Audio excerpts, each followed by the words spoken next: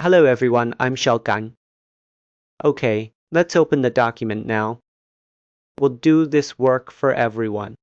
Still under our pit, let's create a new follower. Let's call it 008. And its name we'll call GameCamer. Actually, GameCamer is a very important module. Why do I say that?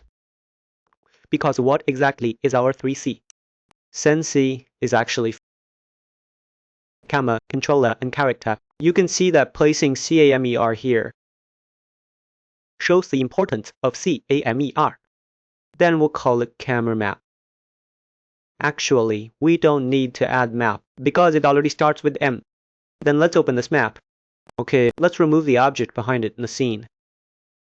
Remove this one too. Let's just keep it like this. Then we need to specify the default map.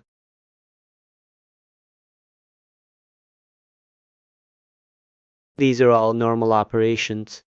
Then we follow its instructions. Pay attention, you need a +AActor. If you don't have one, actually you can open it here. Let me share a little tip here. This part, sometimes we might do it like this. Didn't you notice? Right, we have this classic layout. Let me add a bit more explanation here. Actually, this should have been covered in Blueprint. You'll see its layout becomes like this. But I usually prefer this layout. We can just use the classic layout. However, this layout has a problem. It will be missing the outbook. You can just manually open that panel, then click on this position in the scene. You can take note, there is a camera here. What is this camera? Notice its name is CameraActor. It is a type of camera specifically used for virtual production. Its camera parameters are more numerous. Yeah, and there is a virtual camera component inside it. This shouldn't be covered here. But let me add this for your reference. Then there is a vector camera act. There is a component. This component can help you achieve following. And it essentially helps you implement following or periodic rotation. That is, I want a point to rotate. And these functions can be used in our sequence. You just need to know roughly that such a thing exists here. Then we only need to use a general actor. This place might be a bit hard to find. Let me take a look. Not easy to find. Actually, it's very simple to find. We can click on this here.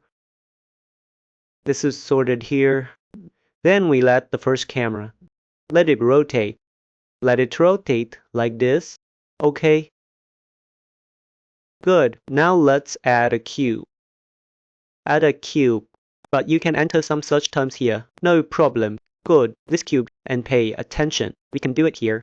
As you can see, it is a static mesh actor.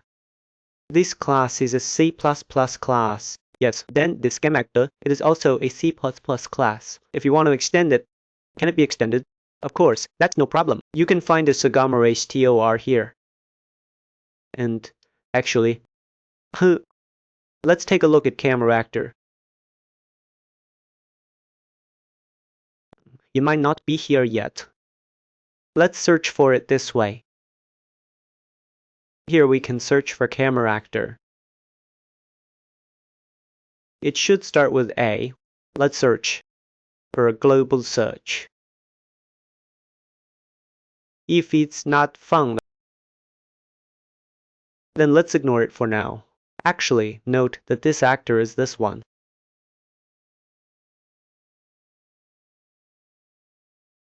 Just drag this one in directly. Then here you can add a component. Okay, this method is equivalent to adding it dynamically. Actually, let's type in camera here. Okay, then there's a camera here. Then we can click on it. Then we find this camera component. This camera component might be blocked. Let's adjust it a bit higher inward. Here, then let's make some adjustments to it. You can manually pull map. Okay, then the camera has some parameters here. We should try to keep the parameters of the two cameras consistent. There is another parameter here. Let's constrain this. Aspect ratio. Yes. and it is also part of this post-TIG. And look at this. You see, this is an effect of UFO. This is to make the art slightly clearer. We keep it consistent, basically. Just keep it consistent. So actually, we won't export this level. And how do we switch it? If we switch it in Blueprint, you can do this. We get local player variety. This way, we can get the first local player in a network game. The way you get the player controller is quite special. If on the server, you may have multiple player controls. Pay attention to this series. Here, just we with you, right? Then we can pass in a as target. Then the actor here is a reference to an actor. Then it's the blend time. It's some parameters for blending, right? Then here we actually, this actor must have a camera component. Otherwise, it might have some issues. Yes, now we have it done here. Let's go back to our C++ textbook. Similarly, we can use it here to create it without any issues. We just need to make it inherit from X. Similarly, we create it under our module. We don't need public or anything like that. Let's name it Game Camera here.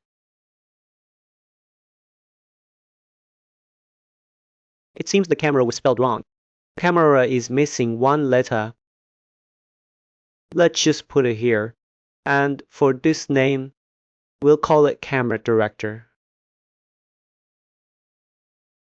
This one is already taken. Then let's check if the engine has done something. You can see that the engine actually has a class called CameraDirector. This class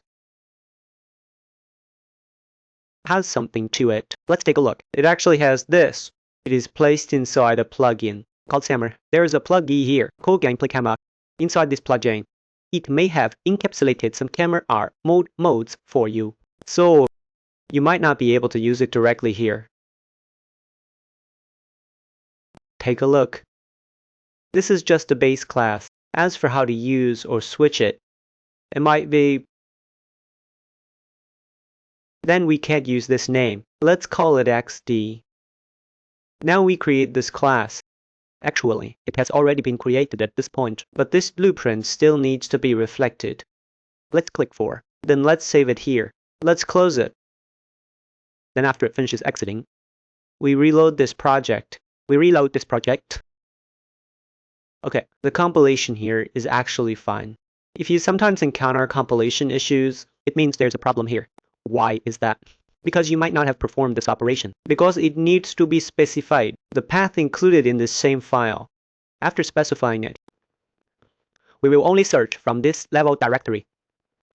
And then it will find this folder. After finding this folder, it will find this, or you can just remove it. Let it write this directly. That is also fine. Because it is a relative path to it. They are under the same directory level, and then they can be found directly. There is no problem with that either. This is a small detail. There may have been many tutorials before that didn't explain this to you. So this leads to a path that is both wrong and long.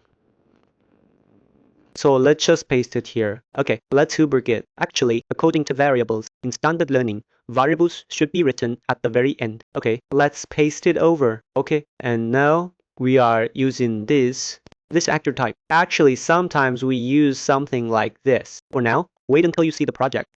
You might use a key, object. There will be this thing. In essence, there isn't much difference between them. It will degrade into it. This is when we are in the editor. It will provide some additional information. Then here, I think we better initialize it to 0'd up because it is an accumulated time. Then we initialize it like this. Then you can do some more modifications here, etc. We'll add a cat graph here. This way we can find it. Okay, now let's continue writing further. So first, we can manually import the header file here. Because if you don't import the header file, you'll have issues using the classes inside it. We can click in to check its location. You can see its location is in this case meet. You'll find its engine classes. Actually, the paths inside engine classes seem to be included by default as well. So you can see that is engine class. The include paths in the stuff in here. You can include directly, so it directly reads Kismet because engine class will search into it. So there's no problem with this. In Kismet, you can see there are many functions here. You can see this function is one we often use. However, there is actually an optimization. You should not call this function frequently. That is, it's not that you're not allowed to use it. It's that you shouldn't call GetQuartals every frame. You should design something similar to an object pool. That is, at the start of the game, you put all the objects you need into categories. Find it properly. We'll use it in a moment. Let me demonstrate how to use it. There is actually a lot in here. You see, the same file has thousands of lines. These things are what you will often use in Blueprint, right? Okay, good. We won't go into depth. Then here, this part is done within the tick. Let's write it line by line. If we just paste it directly, it might not be clear. Here we define a float constant. Actually, we can expose this constant. This is also completely fine, but we'll go with realism first. We can expose it here. Then some configuration can be done in Blueprint. This is a standard way of writing it. This way of writing is Artata. If you want to change it, it's very troublesome. And this part is just this view and the switching time. We consider it to be 0.75 f. Then at this moment, in this frame, just this frame, we subtract from this time the time of this frame. And then if the time for this frame drops below 0, then we need to perform some operations. If after subtracting, it is still greater than 0, it means the time has not yet been triggered. Then in fact, for the part after this, we will ignore the following count. We only execute within this if statement. Then if the time is triggered, it actually uses addition assignment here. I think writing it this way is not very reasonable. After we trigger it, it should be directly set equal, which would be more reasonable. But since it uses addition assignment, we will let it use addition assignment. That's fine too. Okay, then here we are. First, find the locally controlled player's actor. It's the same as the function we just wrote in Blueprint. So here, what it passes in. Actually, you can see. Let's try to look at the header file. It seems there's no header file here. No header file. There is a header file. It returns this player controller. Then iterate over all locally available remote player controls on this network connected client. It will only contain the local players. And then these remote players, they are not available. This index will be fixed for this kind of concession. Take a look. It remains consistent. And then when no new players join or leave. And it is different on the client and the server. And here, this program parameter means the list in the prayer calendar list, and we usually start first. That is, do our local one, the available one, and the rest are the one in the distance might be, right? Anyway, for local use, we just use this. Just pass a 0. And then this, what is this? I need to show everyone this. This is called the world context object. Why do we need something called the world context object? Because it's called a manta. When we use it in blueprints, this parameter doesn't exist. Take a look. So here, through this manta thing, it essentially copies this parameter onto this thing. Then it will automatically capture the world context of this object in the scene. Only through the world context can we determine which player is currently active. It's like there's an invisible parameter here, so there's no problem here. Because we pass this, this actor is definitely in the scene. By passing this, they can also get the thing. From inside GetWorld, you see, what is this GNNN? It is actually our global engine class. So it is this class, it will always exist throughout our entire life cycle. Then here, it can pass in the world context you provide. to obtain this world. After obtaining this world, we can do a lot of work. Because our entire game is built with this world. This is a quick review for everyone of some technical gameplay. Then here we get this controller. We need this controller to exist. When would this controller not exist? It might be when there is currently no player. It will not exist. This situation is very common on DS servers. Because when no player is logged into your server, there is no player control. You must have a player logged in. For the player control to exist, because the timing is different, it is possible that your server starts for 2 minutes before a player joins. So if you try to get the player control at the beginning and you don't make a judgment and you directly call your method, then the server will crash. Okay, then here we make a judgment. Our current player target. This is the object of our current perspective. Is it equal to our carry run and our current carry run? It cannot be a null pointer, not equal to carry run, and carry run is not a null pointer. Then we directly switch to it. We can look at the comments of this function. It seems there are no comments, right? But isn't there are no comments that? Let me check. It is an overridden method. Then let's look in its parent class. You see the player controller class has a very, very large number of methods. Let me see if there's a way for this one to directly jump to its negative class. This part is a bit too long. This flipping. Wait, let me flip it again. There should be some here. Radar is there. That is found it. It's the base. Controllers. We can check if there's a comment here. Hey, see if we can get this look intent. That is the object this controller is looking at. The object it is looking at. Okay, so after we get it, check if it is consistent. If it is not consistent, we switch it. Then if this condition is not met, it should definitely be only this one that is not met. If it is already the same as the camera, we make an else judgment. That is, we checked whether it is not camera 2. It's a bit confusing. Actually, now you check it. If it is camera 1, it is definitely not camera 2. And the camera 2 is definitely not. These two non-empty checks are necessary. So we are using this SetViewTarget. You see this SetViewTarget, right? So this is where we switch over. Okay, there are some default parameters here. You see here, this allows you to pass in the blend time. This is the time used for blending. You can take a look at the remaining parameters. Actually, some extended parameters. Okay, alright. So in fact, our functionality has already been written. Then we can just test it like this.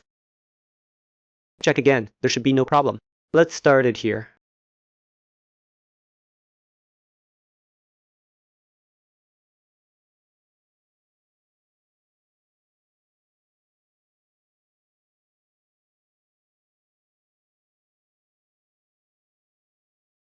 Okay, now we have our map, and we haven't placed this object yet. Actually, we can directly put this.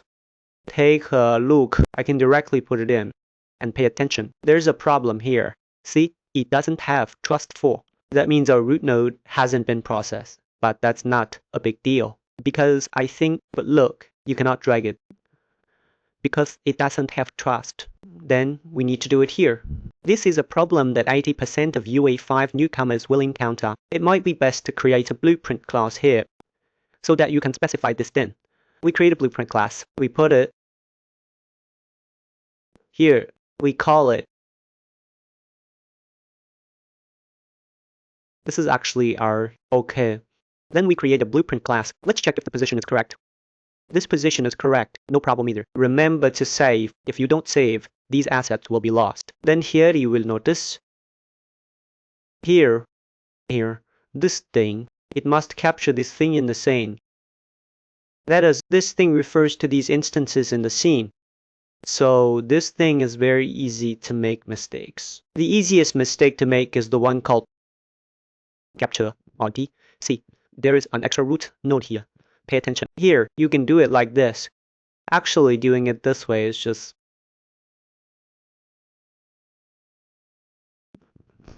It should be fine. There should be a bit of a problem. Doing it this way. There is a gamox here. There is a cube here. Then you can take a look here. This CAMOX. See, pointing like this is problematic. You cannot do it this way. You will find that it doesn't work. Because why is this? Because this thing is an instance that is right now in the editor. This thing simply does not exist. You cannot do it this way. Doing this will cause very serious problems. The most common is in Capture 2D. In Capture 2D, you must capture it here. Let's find ours. Open one. Let me take a look. That one should be called. We haven't dragged it in yet, right? Let's search here. Normally. Yes.